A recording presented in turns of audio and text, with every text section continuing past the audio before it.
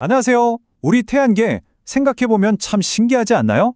약 46억 년 전에 똑같은 우주먼지 구름에서 태어난 말하자면 한 가족이거든요. 근데 지금 이 행성들 좀 보세요. 와, 정말 하나같이 다 다르죠. 오늘 바로 이 행성들이 왜 이렇게 다른 길을 가게 됐는지 그 비밀을 아주 쉽고 재밌게 한번 파헤쳐 보려고 합니다.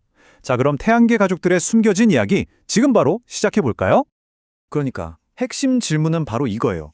같은 재료, 같은 부모한테서 태어났는데 왜 어떤 애는 불타는 지옥 같은 금성이 되고 또 다른 애는 꽁꽁언, 얼음왕국, 해왕성이 됐을까요? 시작점은 같았는데 말이죠. 정말 미스터리 아닌가요? 자, 이 거대한 미스터리를 푸는 첫 번째 열쇠가 있습니다. 그건 바로 태양계 행성들이 처음부터 크게 두 그룹으로 나뉘었다는 사실이에요. 뭐랄까, 아예 다른 환경에서 자란 두 집안처럼요. 그 결정적인 분기점이 뭐였냐면 바로 눈선, 영어로는 스노우 라인이라고 불리는 보이지 않는 선이었습니다. 이게 뭐냐면 태양에서 딱 적당히 멀어져서 물이나 메탄 같은 가스들이 얼음 알갱이로 짠 하고 변할 수 있는 그런 경계선인 거죠. 바로 이 선 하나가 태양계를 완전히 다른 두 동네로 갈라놓은 겁니다. 네, 바로 이렇게요. 눈선 안쪽, 그러니까 태양과 가까운 따뜻한 동네에서는요, 무거운 암석이랑 금속 쪼가리들만 뭉칠 수 있었어요. 그래서 작고 아주 단단한 지구형 행성들이 만들어진 거죠. 하지만 눈선 바깥쪽 이 추운 동네는 달랐습니다. 여기선 흔하디 흔한 얼음까지 재료로 쓸 수 있었던 거예요. 재료가 넘쳐나니까 이걸 핵으로 삼아서 주변의 가스를 어마어마하게 끌어당긴 거죠. 그 결과 지금의 거대 가스 행성들이 탄생했습니다. 결국 어디서 태어났느냐, 이 출생지가 행성의 운명을 처음부터 결정해버린 셈이에요. 자, 그럼 이 두 집안 행성들이 구체적으로 얼마나 다른지 한번 제대로 비교해 볼까요? 그 차이를 직접 보시면 정말 깜짝 놀라실 거예요. 이건 뭐 완전 극과 극의 대결입니다. 우선 크기부터 한번 보시죠. 이건 뭐 차이가 압도적입니다. 목성의 질량은요, 지구의 무려 318배예요. 지구가 조그만 구슬 하나라면 목성은 거대한 농구공 정도 되는 거죠. 심지어 태양계에 있는 다른 행성들을 몽땅 합친 것보다도 2.5배나 더 무겁습니다. 그냥 태양계의 넘사벽 거인이라고 보시면 돼요. 그럼 행성을 둘러싼 공기, 대기는 어떨까요? 금성 대기의 96% 이상이 이산화탄소입니다. 이 두꺼운 이산화탄소 이불이 열을 그냥 꽉 가둬버리는 폭주 온실 효과를 일으켜서 말 그대로 불지옥이 되어버렸죠. 반면에 우리가 사는 지구는 생명에 꼭 필요한 질소와 산소가 딱 좋은 비율로 섞여 있고요.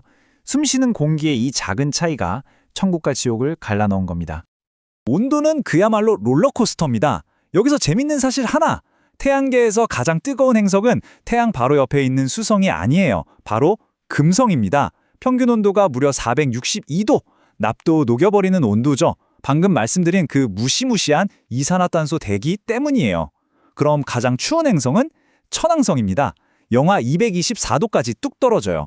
행성 내부에서 뿜어내는 열이 거의 없기 때문이죠.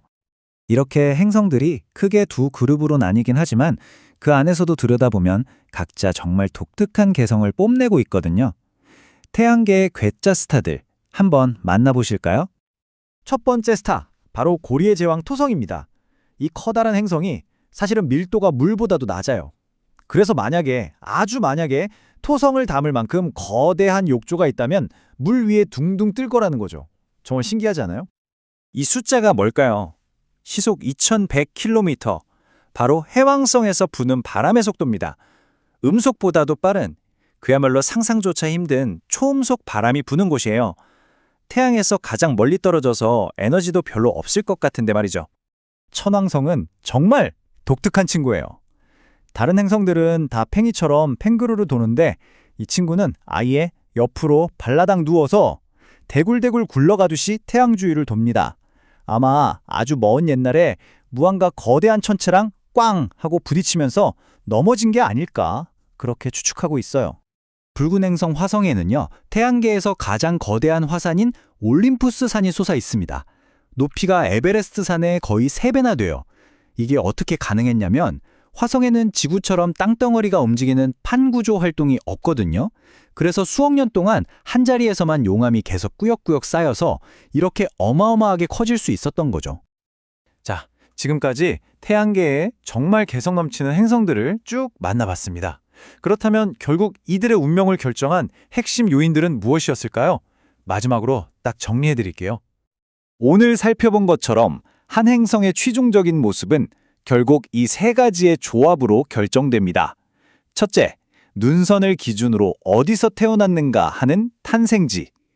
둘째, 대기를 붙잡아 두고 내부의 열을 간직할 만큼 충분히 컸는가 하는 크기.